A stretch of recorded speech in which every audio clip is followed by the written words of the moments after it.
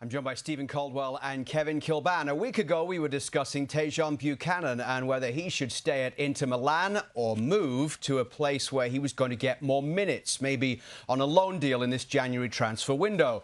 Now, Matthew Shinetti is reporting there could be movement for another potential Canadian international come the World Cup in 2026. Nathan Saliba of CF Montreal really had a good end to the season last year and made his first couple of appearances for Canada. His representatives reportedly discussing a new deal with CF Montreal for Saliba to stay in MLS, but there is also interest from Germany and France. So at this young stage of his career, Stevie, what should he do? Oh, it's a tough one, this. It's almost the opposite of Tajon Buchanan because he's in such good form and he's progressing and he's developing as a football player at CF Montreal. My opinion is that he should stay. Now, that doesn't mean that he might not get a transfer to one of these clubs that are being reported by Matthew Shinetti.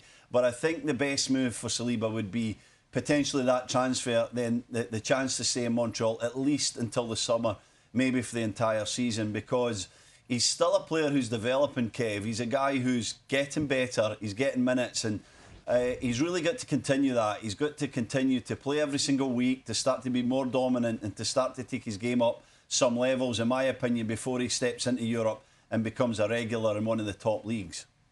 The similarities are there, Stevie, between Buchanan and Saliba are they probably both need minutes. I think that's something that you're stressing there, and I totally agree with that. He's at the age where his development and his path and his trajectory is on is only going one way, and the more games he plays, Stevie, the better he's going to be. That's the one thing we've both noticed about him. You and I have both admired him since he made his debut a couple of seasons ago now. And since he's broke into the side, everything he's done has been positive, hasn't it, Stevie? He's a player that I feel will improve with better players around him as well. But I think the most important thing from his own perspective right now is to play and get as many of those starts as he can between now and the end of the season. If he were to move, Stevie, I think we'd be asking ourselves a different question on how does he actually force his way into Jesse Marsch's plans from the position he's in. I think the most important thing is to play. Potentially, Stevie, there could be a move with a loan back to Montreal for a season, so he does get that game time. We know the way that the transfer market works.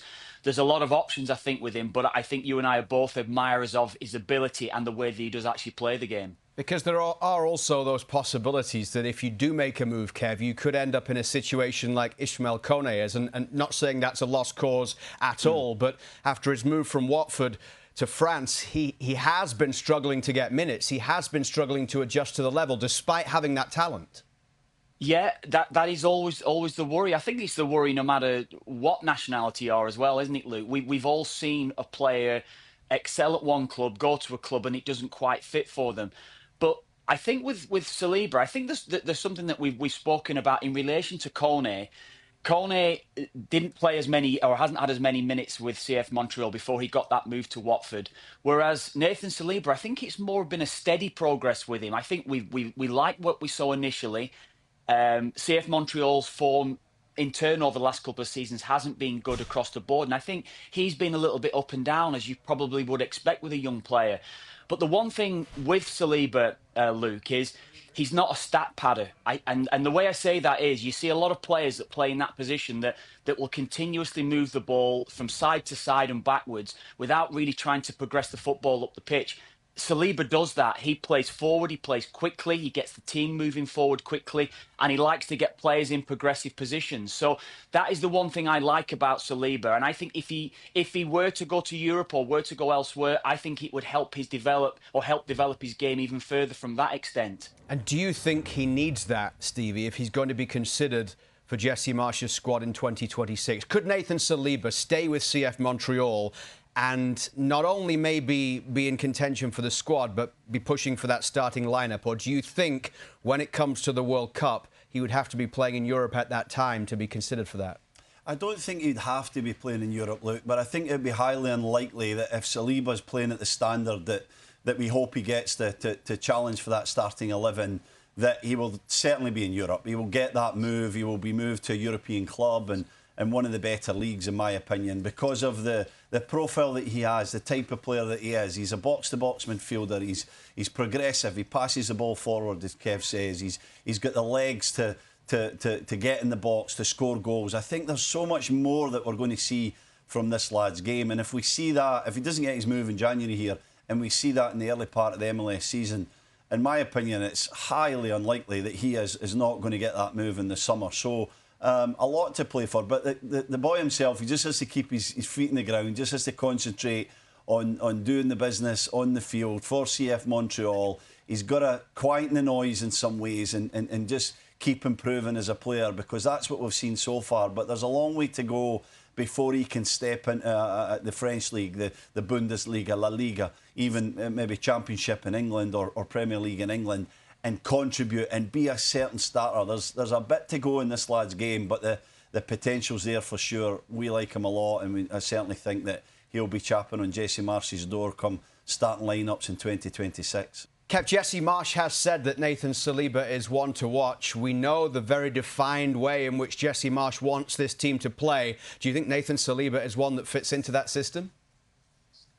Yes, I do. I think it's a big ask for him to get in right now. But as Stevie's touched on there, in his development and what he's going to do in the next couple of years will probably dictate how he's going to force his way into the reckoning.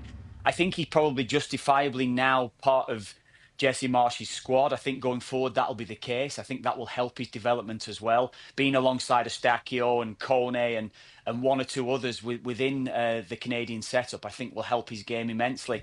But the thing that I spoke about before, and about stat padders and midfield players that play a certain way in the game, this is not just exclusive to the MLS, although over the last couple of seasons I've seen a lot of players playing within the MLS that have been prepared just to run around the pitch and pass sideways and backwards. This is across the world. You'll see midfield players doing this, that they'd rather get a 95% pass completion rate when they actually haven't affected the game in any way. I think Saliba does affect the game, as I was saying before. I think he affects it in a way that can really be progressive with his passing.